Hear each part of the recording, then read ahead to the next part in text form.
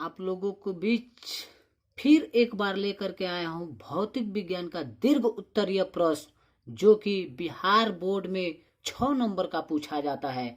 2 प्रश्न आपसे पूछे जाएंगे, जिसमें किसी एक प्रश्न का आपको बहुत अच्छे से उत्तर देना है। जब बहुत अच्छे से आप उत्तर देते हैं तो आपको अच्छा नंबर मिलेगा।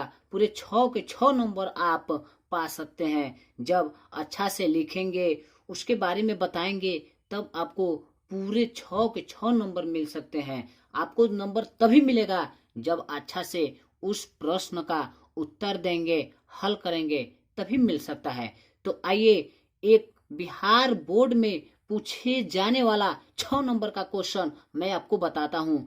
इसको ध्यान पूर्वक देखें और आप लोग इसको तैयार कर लें, क्योंकि ये क्वेश्चन पूरे 6 नंबर में ही पूछा जाता है। तो क्वेश्चन है कि विद्युत शक्ति क्या है।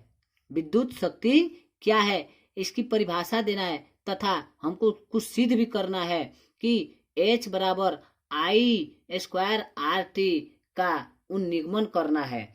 तो सबसे पहले हम जानते हैं कि विद्युत शक्ति क्या होती है। सबसे पहले हम क्या जानते हैं, विद्युत शक्ति क्या होती है।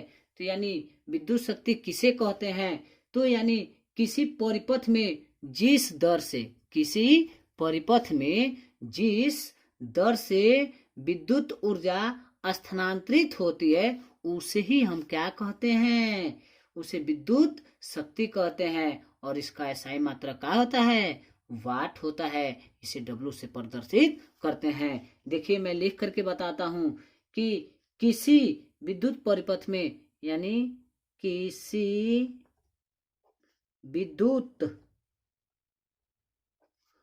परिपथ,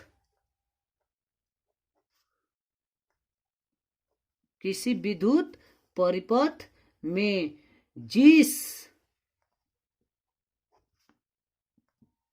दर से क्या होती है, विद्युत ऊर्जा, विद्युत ऊर्जा क्या होती है, स्थानांतरित होती है,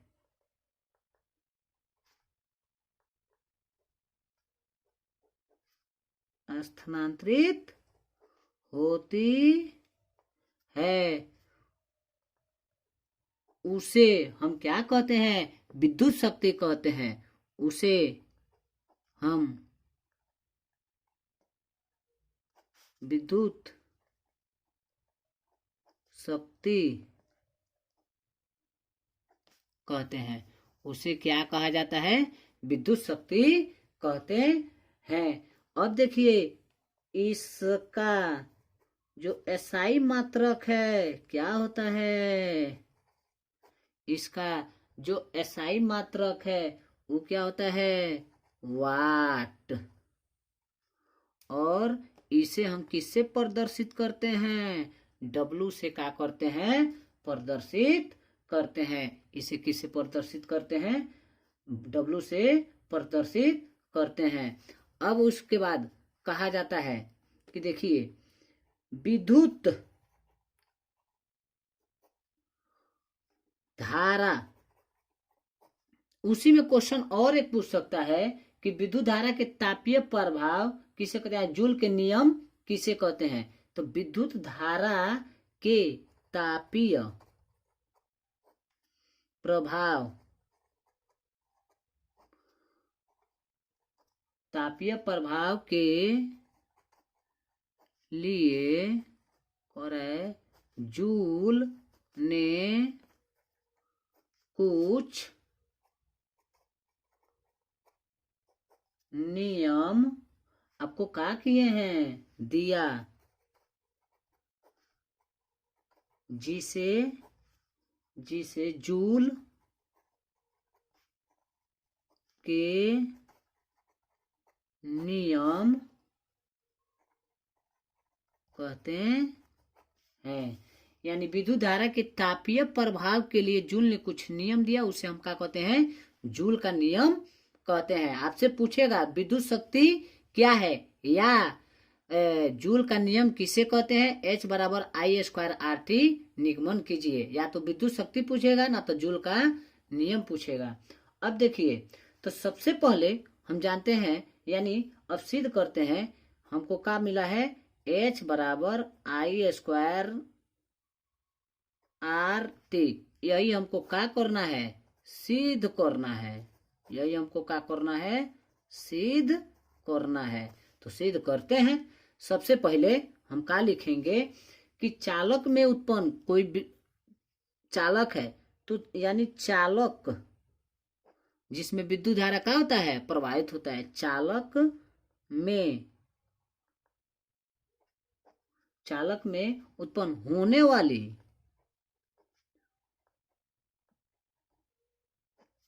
ऊष्मा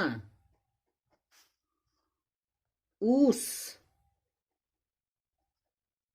चालक से होकर प्रवाहित होने वाली विद्युत धारा के वर्ग के समानुपाती होती है। यानी किसी भी चालक में यानी उत्पन्न होने वाली ऊष्मा उस चालक से होकर क्या करती है, उस चालक से होकर प्रवाहित होने वाली विद्युत धारा की क्या होती है, समानुपाती होती है। यानी अब उसको हम लिख सकते हैं का, H समानुपाती का I²। इसको हम क्या मान लें, समीकरण 1। अब दूसरा मानते हैं, इसको क्या मान लें, समीकरण नंबर 1। अब दूसरा करते हैं, चालक में उत्पन्न होने वाली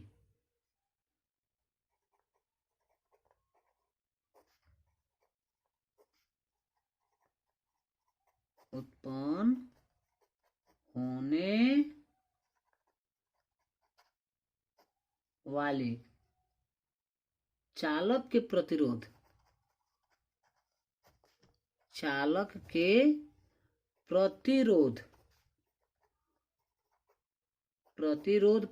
के बारे में बताया गया होगा, आप लोग को पढ़े होंगे कि प्रतिरोध क्या होता है। तो यानी प्रतिरोध की समानुपाती होती है। यानी जो धारा का विरोध करता है वही प्रतिरोध होता है। तो यानी इसको हम R से क्या करते हैं, डिनोट करते हैं। तो यानी ये हो जाएगा आपका H समानुपाती R। इसको हम क्या मान लें, समीकरण नंबर 2। इसको क्या मान लें, समीकरण नंबर 2। अब आते हैं फिर तीसरा, चालक में उत्पन्न होने वाली ऊष्मा। यानी तीसरा क्या होता है, चालक में उत्पन्न होने वाली ऊष्मा। यानी चालक में उत्पन्न होने वाली ऊष्मा उस समय के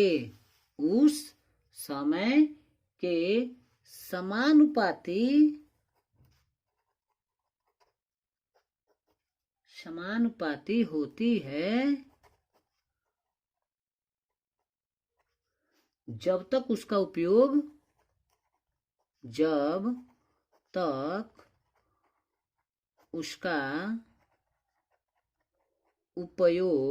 यानी जब तक उसका उपयोग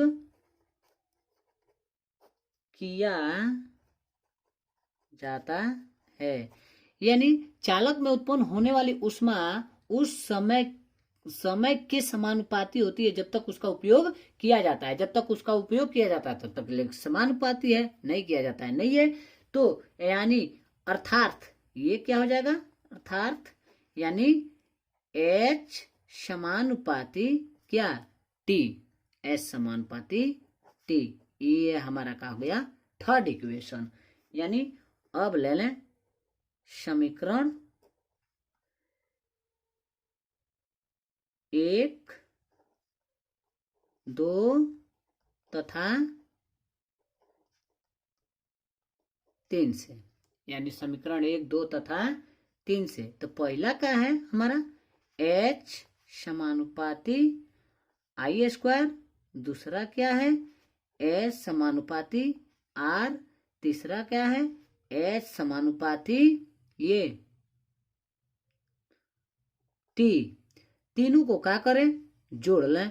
तो यानी H समानुपाती क्या हो जाएगा, आई स्क्वायर आर टी। तो यानी यहां से हम H बराबर समानुपाती का चिन्ह हटेगा तो कांस्टेंट लग जाता है, नियतांक। यानी के आई स्क्वायर आर टी। तो अब के यानी आई स्क्वायर, तो इसको हम क्या लिख सकते हैं, यानी H बराबर आई स्क्वायर आर टी। यानी यहाँ लिख सकते हैं जहां के एक नियतांक है, नियतांक है, कांस्टेंट है। यानी के बराबर 1। अगर के बराबर 1 होगा तो यानी H बराबर हम क्या लिख सकते हैं, आई स्क्वायर आर टी। वही हमको क्या करना है, सिद्ध करना है। यही हमको क्या करना है, सिद्ध करना है। ठीक है, तो अब एक बार और देख लेते हैं। तो यानी सबसे पहले आपको विद्युत शक्ति क्या है तथा H बराबर आई स्क्वायर आर टी का हमको क्या करना है, निगमन करना है। H स्क्वायर बराबर आर टी का क्या करना है, निगमन करना है। तो यानी किसी भी सबसे पहले विद्युत शक्ति क्या है, तो किसी विद्युत परिपथ में जिस दर से विद्युत ऊर्जा स्थानांतरित होती है उसे हम विद्युत शक्ति कहते हैं। इसका SI मात्रक वाट होता है और इसे W से प्रदर्शित करते हैं। अब जूल का नियम, विद्युत धारा तापीय प्रभाव के लिए जूल ने कुछ नियम दिया जिसे हम क्या कहते हैं, जूल के नियम कहते हैं। अब हमको सिद्ध करना है आई H बराबर आई स्क्वायर आर टी हमको सिद्ध करना है। तो सबसे पहले हम उसका जूल के नियम से चलते हैं और लिखते हैं। पहला नियम क्या है कि चालक में उत्पन्न होने वाली ऊष्मा उस चालक से होकर प्रवाहित होने वाली विद्युत धारा के क्या होता है, वर्ग के समानुपाती है। उसके वर्ग के क्या होता है, समानुपाती होता है। इसको हम क्या कर लिए, H समानुपाती आई स्क्वायर, इसको समीकरण फर्स्ट मान लिए। फिर दूसरा, चालक में उत्पन्न होने वाली चालक के प्रतिरोध के समानुपाती होती है। यानी चालक के जो प्रतिरोध होता है उसके समानुपाती होती है। तो यानी H समानुपाती R, इसको मान लिया समीकरण 2। चालक में उत्पन्न होने वाली, अब तीसरा, उत्पन्न होने वाली ऊष्मा उस समय के समानुपाती होती है जब तक इसका उपयोग किया जाता है। उस समय के समानुपाती होती है जब तक इसका उपयोग किया जाता है। यानी H समानुपाती H समानुपाती T, ये हमारा क्या हो गया, समीकरण नंबर 3। तो अब ये हो गया समीकरण नंबर 3। समीकरण 1, 2 तथा 3 से, यानी अब ये तीनों समीकरण लिख दिए और जोड़ने पर ये आ गया क्या, H समानुपाती आई स्क्वायर आर टी। यानी समानुपाती का चिन्ह हटा तो एक कांस्टेंट आ गया, बराबर लगा, कांस्टेंट आ गया, नियतांक के और आई स्क्वायर आर टी। के बराबर का हम मान लिए 1, तो 1 से अगर मल्टीप्लाई करें तो मान वही होगा। यानी कि एक क्या है, नियतांक है, H बराबर आई स्क्वायर आर टी। यही हमको क्या करना है, सिद्ध करना है। तो चैनल को सब्सक्राइब करना नहीं भूलेंगे। सब्सक्राइब करते रहिए, वीडियो को शेयर करते रहिए। धन्यवाद।